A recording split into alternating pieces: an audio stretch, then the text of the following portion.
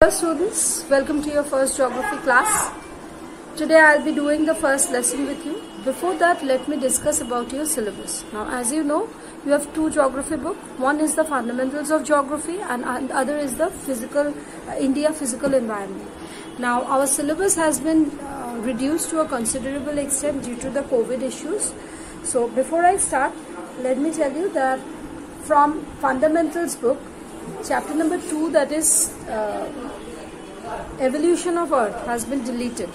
So for our this term examination, we would have only chapter 1 and 3, that is Geography as a discipline and Interior of the Earth for our examination.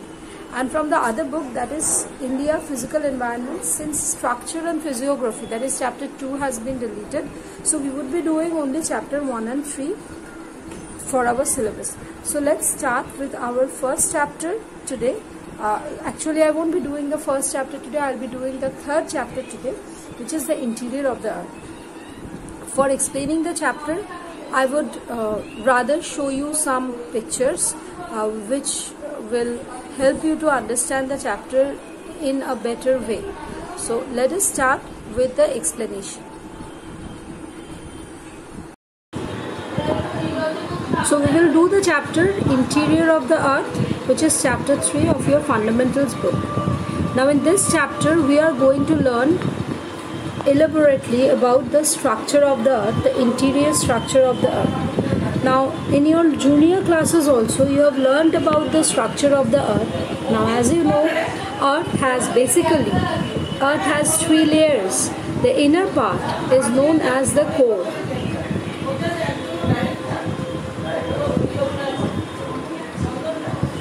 The inner part is known as the core. The middle part is known as the mantle, and the upper layer is known as the crust. So crust is the upper layer, and then you have the mantle, and at the end you have the core. Now these are the three layers. Now again, the three layers can further be divided. The upper layer, crust, and below that there is asthenosphere. Asthenosphere is nothing but it is a layer of molten lava. And then you have the asthenosphere is the upper mantle is known as the asthenosphere. It is a layer where you have molten lava. Molten rocks actually, which is known as lava. Now see, in the introduction we will know about the various facts about the interior of the Earth. Now as you can see that the interior, we cannot enter the depths of the Earth.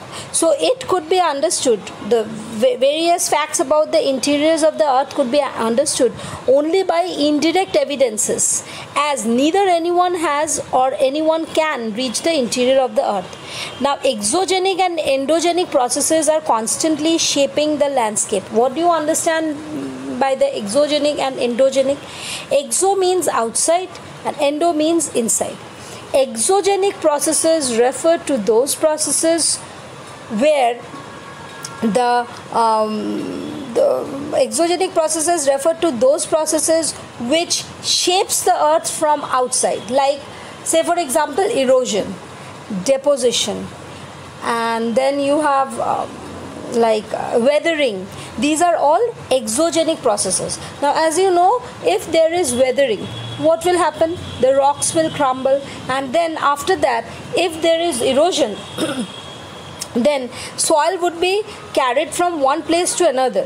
The place from where the soil would be carried away, the land, the level of the land will go down, and where it will be accumulated, there the land level would be created, it would go up. So all these things change, all the exogenic processes like weathering, erosion, deposition, they change the face of the Earth from outside. Endogenic processes refer to those processes which helps in changing the not the structure, rather the surface of the Earth, but these processes act from within the Earth. They refer to volcanic activity, seismic activity. When there is volcanic eruption, the lava comes out and build up another structure. If there is any earthquake, land seems to crumble, so earthquake, volcanic eruption, they also change the surface of the earth. So these two processes, endogenic and exogenic processes, they are constantly shaping our landscape. A proper understanding of the physiographic of the region remains incomplete if the effects of endogenic and exogenic processes are ignored. Now, if we do not understand the endogenic and exogenic processes properly, then what will happen? We would not be able to understand the physiography or landform of that region. So we need to have a proper understanding why the shape, or say the surface of the earth underwent a change. Is it due to some endogenic changes, or is it due to some exogenic processes? Human life is largely influenced by physiography of the region, right? So this means that our life is influenced by the physiography. If we live in mountainous region, our life will be very different from the people who live in plains. So the physiography shapes the life of human being. And to understand why the earth shakes or how the tsunami waves are generated, it is also very necessary that we know the details about the interior of the earth. Unless and until we know about the details about the interior of the earth, we would not be able to understand about the various endogenic forces, and thus we would not be able to understand how the physiography of a place is created. Now, let us understand about the various sources that we have gathered about the interior of the earth. Now, first of all, what is the radius of the earth? It's 6,370 kilometers. That is the radius of the earth. And we must understand that it is not possible for us to reach up to that depth and make observation or collect samples of materials from the interior of the earth.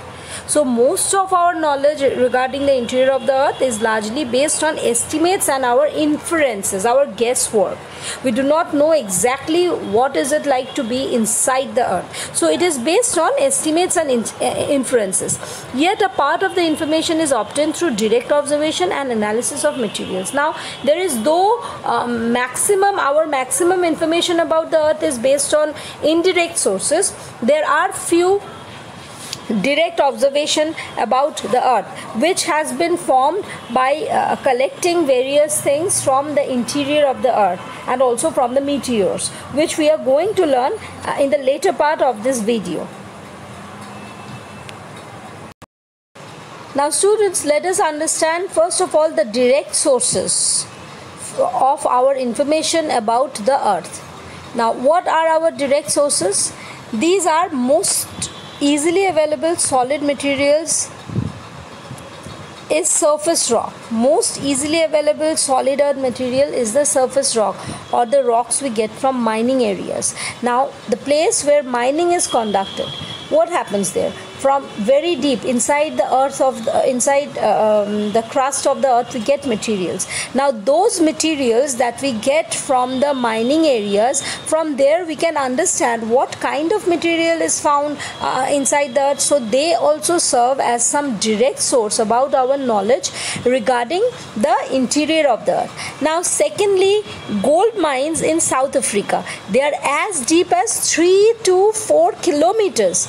Now when we are extracting materials from that depth, we can very well understand about the condition of the earth that gradually changes as we go, as we enter to the deeper areas.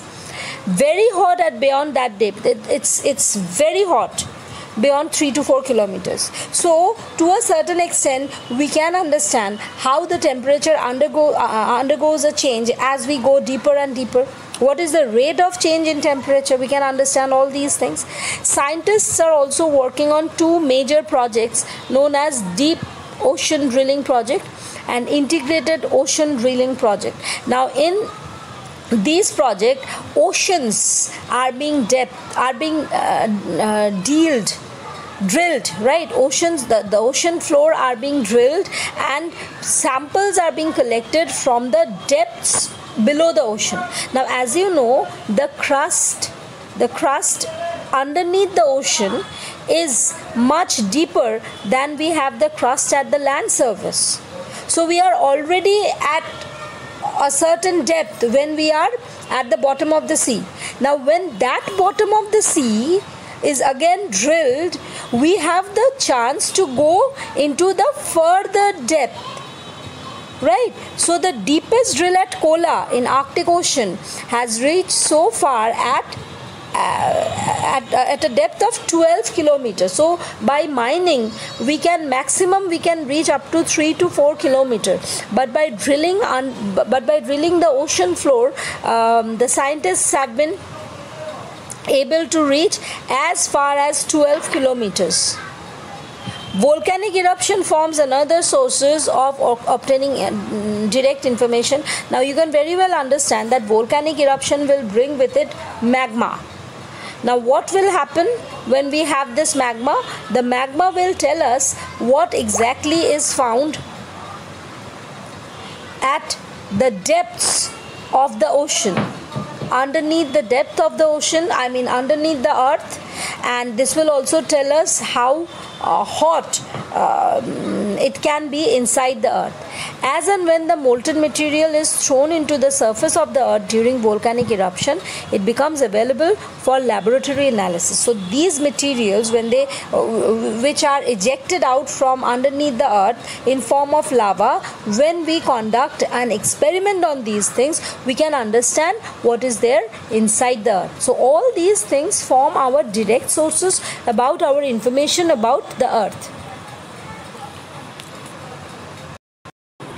Now if you could see that the crust about which we are talking, the crust is 0 to 100 kilometers.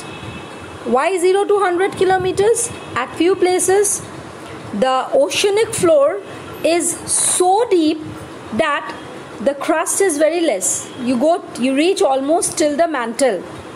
But in some places, where in mountainous region, now if you see here, these are the mountainous regions, right?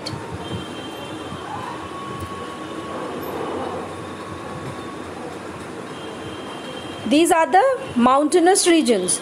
Now if you see the mountainous region, the crust, you can see the crust is extremely thick at mountainous regions. Thus you can see, whether be it mantle or whether be it mining or by drilling the ocean floor, we have not been able to reach, we have not been able to cross even half of the crust. So our knowledge regarding the interior of the earth through the direct sources is really very less. Now let us study the indirect sources. First is analysis of properties of matter indirectly provides information about the interior. Now whatever we get, so analysis of properties of matter, what kind of matter is present on the earth, indirectly this gives us information about the interior. The surface, what we get on the surface, it provides us some information about what can be found in the interior. We know through the mining activities that temperature and pressure increases with increasing distance from the surface towards the interior in the deeper depths. Now as it has already been told, the deeper we go inside the earth, the higher is the temperature. There is a rise in the temperature. So there is a ratio by which temperature rises as we go deeper, as we move deeper into the earth. So through this we can understand what can be the temperature inside the earth, inside the as deep as in the core, because we know the total radius, and we can also understand how much pressure can there be inside the core, because we know the radius and we also know how the pressure changes with the deeper depths. It is also known that the density of the material also increases with the depth. Now as we know that as we will go into the deeper depths, the density will also increase. Rocks and then molten material, as you would go deeper, the denser the material would be. Inside the earth you will only have iron, molten iron. nickel, iron, these things, very heavy materials. Knowing the total thickness of the earth, scientists have estimated the value of temperature, pressure and density of materials at different depths. That is what I told you, because since we know the total radius and since we know how the temperature changes with each kilometer, how the temperature and the pressure changes with each meter descent, we can find out what can be the pressure, temperature and density at the interior. Another source of information are the meteors that at time reach the earth. Now meteors, how can we get information about earth? By the meteors. The meteors are more or less made by the same material as is our earth. So when we get the pieces of meteors, they are broken pieces of meteors, we can understand what our earth is made up of. The meteors also give us a lot of knowledge about the interior of our earth.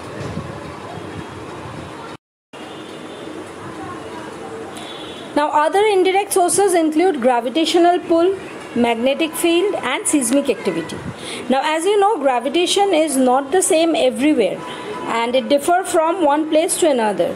Now if you look at this diagram, if this is the earth, earth as you know is not round, it is oval, and from the center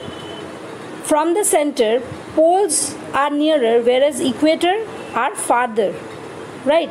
So poles have a greater gravitational pull, whereas at the equator the gravitational pull is less because the equators are situated farther away from the center of the earth, and it is the center which is responsible for having for creating the gravitational pull, right? So it is greater near the poles and less at the equator. Why? This is because of the distance from the center at the equator being greater than at the poles.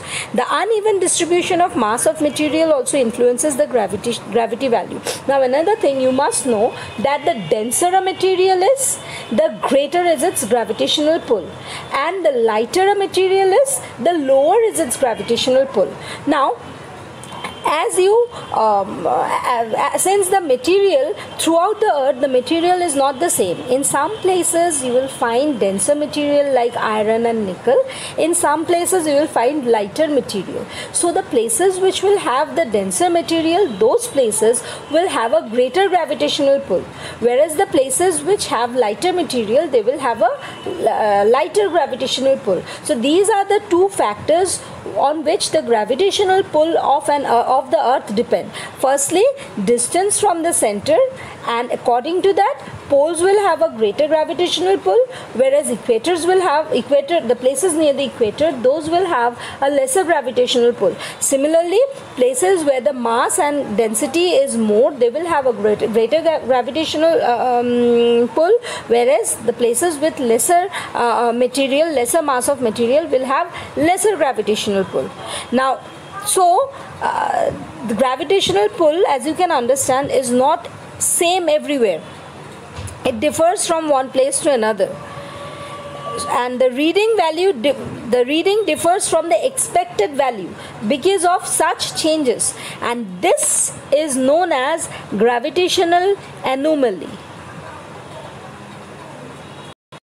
Gravity anomaly gives us information about the distribution of mass of the material in the crust of the earth. Now this gravitational anomaly, what should be the gravitation at such a place and what is actually the gravitation?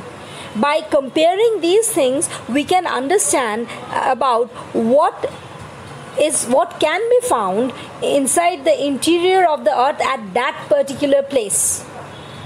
I hope I have been able to clear my points. Now next thing is magnetic survey. Magnetic surveys also provide information about the distribution of magnetic materials in the crustal position, and thus provide information about the distribution of material in this part. By doing a magnetic survey, we can find out where we find magnetic materials like nickel, iron, etc., and where there is no magnetic material. And seismic activity, what do you understand by seismic activity? Seismic activity refers to the waves created due to the upheaval caused by earthquake. So seismic activity can also tell us about what can be found at the interior of the earth. I'll discuss that later, how seismic activity can tell us what can be found inside the depth of the earth. Now see, a study of seismic waves provides a complete picture of the layered interior. An earthquake, what is an earthquake? In simple words, you can define earthquake as the shaking of the earth, and it is a very natural event. And why is it caused? It is caused due to release of energy which generates waves that travels in all direction. Now I'll show you a picture that will help you to understand the seismic activity in a proper way. And here you will see, this is what I have actually explained you. Why does the earth shake? The release of energy along a fault, because there is a disturbance, there is a joint of two plates, there is this, that is called a fault. So there is a release of energy along the line of fault. Now what is a fault? It is a sharp break in the crustal rock. Rocks along a fault tend to move in opposite direction, and as a result of which there is a release of energy which spreads in all direction.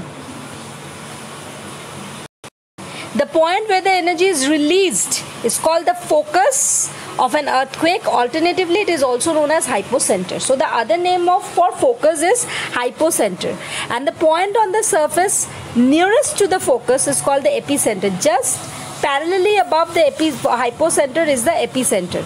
It is the first one to experience the waves. The first waves would be experienced at the epicenter on the surface, and it is the point directly above the focus. Now I'll explain you how earthquake occurs. Now, as you can see, this is the fault line. The disturbance, now there has been another piece, and from here there is a fault line, and because of this fault line there is a disturbance in the interior. Maybe the plates, there are two plates. Fault line is a place where the two plates join. There is a disturbance, there is a sharp crack on the surface of the earth. Now if the plates, they tend to move away from each other, or they tend to move closer to each other, whatever happens, there is always a disturbance created at the center of the earth, and then waves are generated in all direction. So the place where exactly the disturbance occurred, that is known as focus, and exactly parallelly top on the surface of the earth you have the epicenter, where the disturbance is felt the maximum, where the waves are the strongest, where maximum amount of destruction occur. So this is what has been described in the writing part, and I explained you in this drawing now. Now we are going to learn about the earthquake waves. As you know, all natural earthquakes takes place in the lithosphere. So it is the lithosphere which harbors from where the earthquake originates.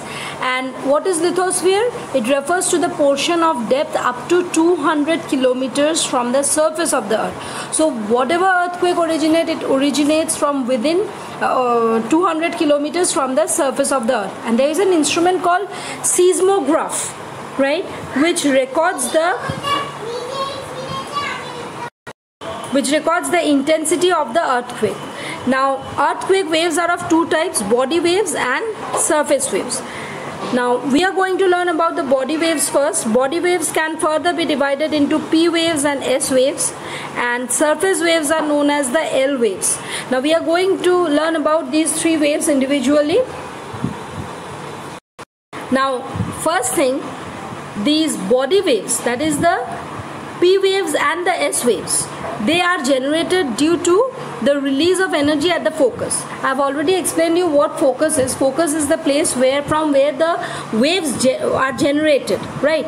And these body waves, they move in all direction, traveling through the body of the earth. These are of two kinds, P waves and S waves. P waves move faster, and they are the first to arrive at the surface of the earth, and they are very similar to the sound waves, and they travel through all the medium. They can travel through gaseous, liquid and solid medium.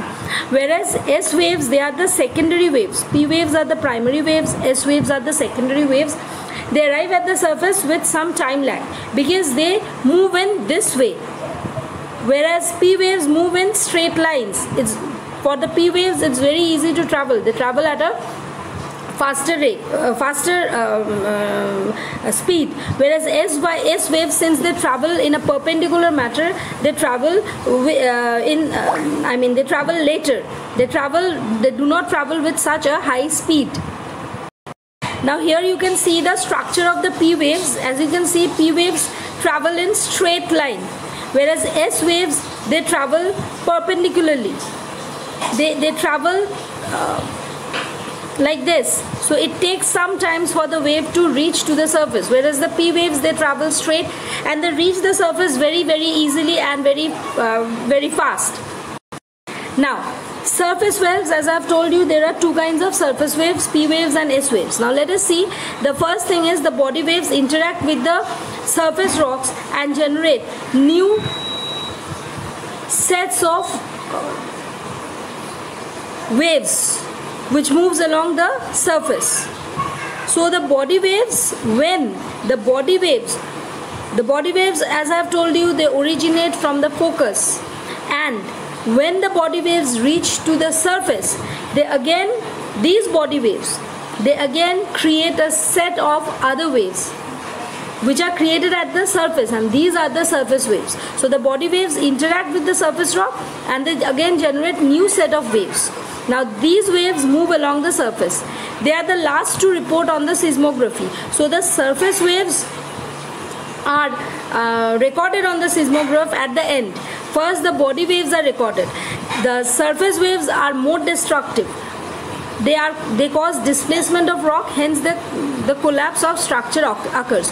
So surface waves are not directly generated by the earthquake activity.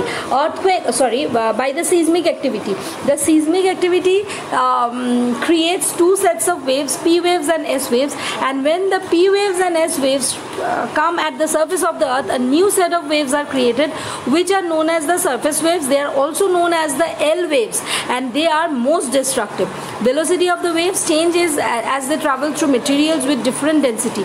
Now always remember one thing, when say for instance this is a solid layer, this is a liquid, and this is a gaseous medium, when the waves will move from one medium to another, they will deflect, right? And again when they will move, they will again deflect. So waves gets deflected when they enter from one medium to another medium, just as sound waves or light waves are deflected. Any kinds of waves are deflected when they travel from a denser to a lighter medium. Denser the material, higher is the velocity. So when the waves will move from solid things, denser material, the speed will be higher, the velocity will be higher. As they will move to the material with lower density, the velocity would be decreased. Reflection causes waves to rebound, whereas refraction makes waves move in different direction. So if the waves are reflected, they are rebounded, they return to their place of origination. But if it refracts, waves move in different direction. It's almost. Now here you can see the picture of an L wave, right, or the surface wave. How are the waves generated? See, these are the waves. How are they generated? Once these are the P waves. Now there is a rock here. When this wave will hit the rocks here, again a new set of wave will generated. Again hitting, and a new set of wave would be generated. So L waves are like this. The surface waves are generated because they get a pressure or a hit, a blow from the body waves, and thus the surface waves are generated, and they are more destructive and more harmful. Remember this. Now, how are the earthquake waves propagated? As the earthquake wave moves or propagate, they became vibrations. They came vibration in the body of rocks through which they pass.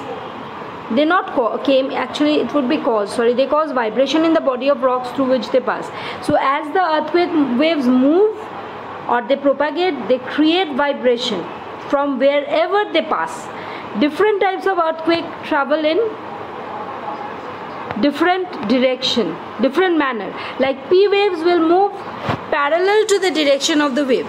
They will move parallel. If the waves travel in this way, they will move in this way. S wave will travel in this way. And when they will hit the surface, new set of waves would be created on the surface, and those would be the surface waves. Surface waves, as I have told you, they are the most damaging of the three waves. Now here we would learn about the various kinds of earthquakes. First you have the tectonic earthquakes, which are most commonly generated due to sliding of the rock along a fault plane. Now let me explain this thing to you. So tectonic earthquakes are caused when the waves are generated along the fault line. Now what is a fault line? This is a plate and this is another plate. This place in between the two plates is known as the fault line. So tectonic earthquakes, they are most common and they are generated due to sliding of the rocks along the fault plane. Now if the rocks move in opposite direction, a disturbance would be created. If the rocks tend to move, one rock is pushing another rock, again there would be a disturbance. You might have, I don't know whether you remember it or not, in class 9 also you have done convergent plane, divergent plane, convergent plate, divergent plate. What happens there? Convergent plate refers to a place when the two plates, they converge, they tend to meet, they tend to push against each other. Divergent plate, divergent boundary happens when two plates, they diverge or move away from each other. Right? So if these things happen, tectonic earthquakes can be caused. Next is volcanic earthquakes. With volcano, there is some sort of disturbance and thus an earthquake is generated. Collapse earthquake refers to those earthquakes which are generated due to the collapse of mining floor. Right, when there is when people dig out the earth because of mining, intense mining, they make the earth crust loose and sometimes they collapse. That can also create a kind of earthquake which is known as collapse earthquake. Explosion earthquake occurs due to chemical or nuclear explosions. Reservoir induced earthquake are caused when a large area is dug out because of the creation of reservoirs. They are basically created due to the construction of multi-purpose projects. Now, measuring earthquake. How do we measure the earthquake? Earthquakes are measured, the earthquake events are scaled either according to the magnitude or intensity of the shock. The magnitude scale is known as the Richter scale. The magnitude related to the energy released during the earthquake, and it is expressed in number 0 to 10. And the intensity scale is named after Mercalli, an Italian seismologist. The intensity scale takes into account the visible damage caused by the event. The range of scale, intensity, whereas the magnitude scale, that is the Richter scale, has an intensity of the range, it ranges from 0 to 10. The intensity scale, it ranges from 1 to 12. And the intensity scale, it takes into account how much damage is caused by an event, by the earthquake. Now in this part we can see the various effects of earthquake. It can cause ground shaking, differential ground settlement. That is, differential ground settlement means in one part the ground will be the surface would be lifted, whereas in some places it would slide down. Land and mudslides, soil liquefaction, ground lurching. Lurching means going down. Avalanches. Avalanches means snow. When huge masses of ice they slide down. It's like you have landslide, it's like snow slide, sliding of snow. Ground displacement, flood from dams and levee failures, fires, structural collapse, falling objects, tsunamis. These are the various effects of earthquake. Now we would learn about the structure of the earth. The outermost solid layer is called the crust. So in this part we are going to learn about the crust. It varies under oceanic and continental areas. As I have told you, in continental areas the crust is very thin, in oceanic areas the crust is very thin, whereas in continental areas it is thicker, and in mountainous areas the crust is very thick, extremely thick. They are the thickest. Oceanic crust is thinner as compared to continental crust. Ocean crust is 5 kilometer. Continental crust is 30 kilometers. Basaltic rock are formed in oceanic crust, and the Himalayan region, the crust is 70 kilometers thick. Heavy rock density of 3 gram per cubic centimeter. The rock density is 3 gram per cubic centimeter, whereas in ocean the density of the crust is lower down. It's 2.7 gram per cubic centimeters. Now let us see the mantle. This portion is beyond the crust. The mantle lies beyond the crust, and the mantle may extend up to a depth of 2,900 kilometer. Upper portion is known as, the upper mantle is known as asthenosphere. It is a layer of molten rocks. It is the main source of magma that finds its way to the surface during volcanic eruption. Density higher than crust. In crust, it is higher. The density of mantle is higher than that of crust. Whereas in the crust, the density ranges from 2.7 to 3 gram per cubic centimeter. In mantle, the density is 3.4 gram per cubic centimeters. Now the core is located beyond the depth of 2,900 kilometer. Outer core is liquid, whereas inner core is found in solid state. Density is very high. It's 5 gram per cubic centimeter. It is made up of heavy material, mostly nickel and iron, and the density of the core at the center of the earth is 13 gram per cubic centimeter, that is at the depths of 6,300 kilometers. Now let us have a look at the structure of a volcano. Here we have the magma chamber or the asthenosphere, which is the storehouse of magma. It comes out through the main pipe or the vent, and then on reaching the surface it flows on the surface. This place from where it is ejected out, it is known as, at that place there is a hole-like structure. When the lava has already flowed down, there is a crater. This portion, it is a saucer-shaped landform is created, and it is known as the crater.